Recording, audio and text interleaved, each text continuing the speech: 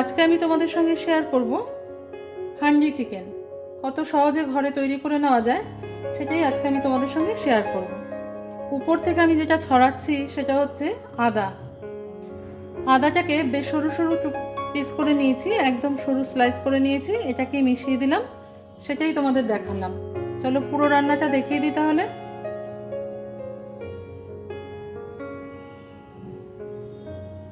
আজকে দেখাবো তোমাদের হান্ডি চিকেন কি করে ঘরে খুব সহজেই তৈরি করে নিতে পারবে। আমি যেভাবে তৈরি করি খুব সাধারণ, খুব সহজভাবে, সেই জন্য আমি তোমাদের সঙ্গে শেয়ার করে দিচ্ছি এটা।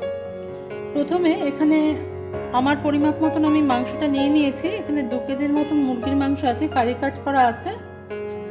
আমি মাংসটাকে ভালো করে ধুয়ে পরিষ্কার করে এর মধ্যে নুন, হলুদ, লঙ্কার গুঁড়ো, ঝাল লঙ্কার গুঁড়ো আছে, যারা কাশ্মীরি লঙ্কার গুঁড়ো ব্যবহার করতে চাও রঙের জন্য তারা সেটাও ব্যবহার করতে পারো।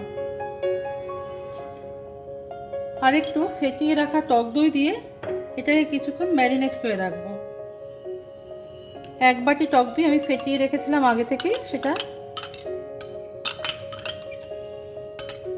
আমার হাতটা অবশ্যই ভালো করে ধোয়া আছে, কারণ এটা একটা হেলদি হ্যাবিট, কারণ আমি হাতের সাহায্যে মাংসটা মাখবো। নমস্কার বন্ধুরা, আমি শতাব্দী। তোমরা সবাই কেমন আছো? আশা করি সবাই ভালো আছো, সবাই সুস্থ আছো।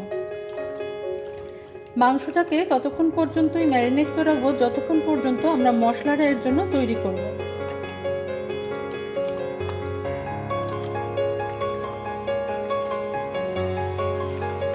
যেহেতু হান্ডি চিকেন সেহেতু আমাদের হাঁড়ি লাগবে।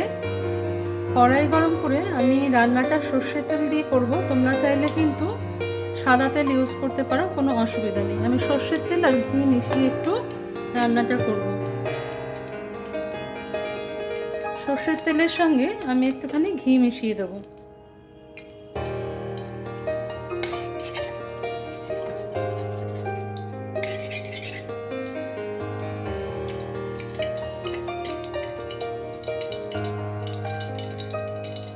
এবার দেখো আমি কয়েকটা মশলা নিয়ে নিয়েছি। এটা হচ্ছে গোটা জিরে, 2টো বড় এলাচ, মৌরি, ধনে, আর এটা দারচিনি, লবঙ্গ আর ছোটো এলাচ। এটা আমি ফোড়নে দিয়ে দেবো। দিয়ে দেবো কিছুটা কাশ্মীরি শুকনো লঙ্কা। এটা হচ্ছে গোটা, আমি গোটা ইউজ করলাম, এই তেলের সাথে ভেজে আমি ইউজ করব। এবার যোগ করব 1 বাটি কুচিয়ে রাখা পেঁয়াজ।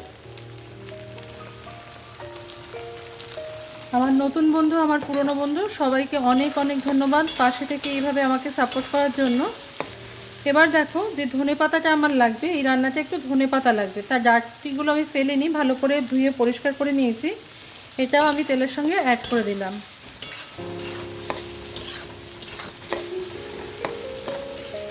পেঁয়াজটা যখন নরম হয়ে আসবে একটু, তখন আমি এখানে আদা আর কাঁচা লঙ্কা বেটে রেখেছিলাম, সেটা 1 টেবিল স্পুন মতন দিয়ে দিলাম।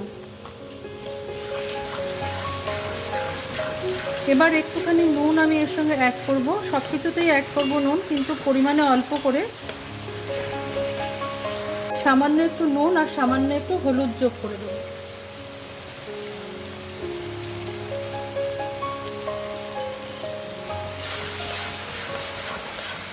দিয়ে দেবো গোটা রসুন, প্রায় 2খানা রসুন ছাড়িয়ে রেখেছিলাম আমি ধুয়ে পরিষ্কার করে, সেটা অ্যাড করে দিলাম। দিয়ে দেবো টমেটো।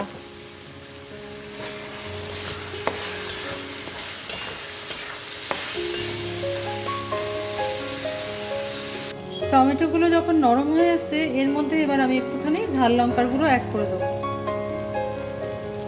ঝাল লঙ্কার গুঁড়ো আগে অ্যাড করলে কি হয়, ঝাঁঝটা বেরোয়, সেই সময় রান্না করতেও অসুবিধা হয়, তাই শেষে মিশিয়ে দিলাম। এটাকে আমরা আবার একটু সামান্য গরম জল দিয়ে নাড়িয়ে নেব, কারণ না হলে কিন্তু এগুলো পুড়ে যেতে। একটু ভালো করে কাঁচা আদা রসুনের গন্ধ না যাওয়া পর্যন্ত মিশিয়ে নিতে হবে। কিছুক্ষণ ভাজার পর দেখো পেঁয়াজ, আদা, রসুনের কাঁচা গন্ধ চলে গেছে। এবার আমি এর মধ্যে ম্যারিনেট করা মাংসটা অ্যাড করে দেবো।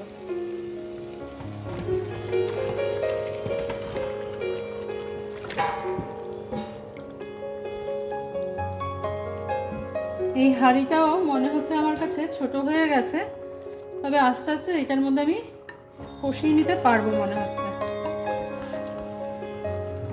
তো মাংসটাকে ভালো করে নাড়াচাড়া করে আমি যে মশলাটা বেটে রেখেছি, যেটা ভেজে নিলাম আগে, ওটা ঠান্ডা করে আমি বেটে রেখেছি। ওটা আর তোমাদের দেখাইনি, কারণ ভিডিও অনেক লম্বা হয়ে গেলে সবারই দেখতে খুব অসুবিধা হয়।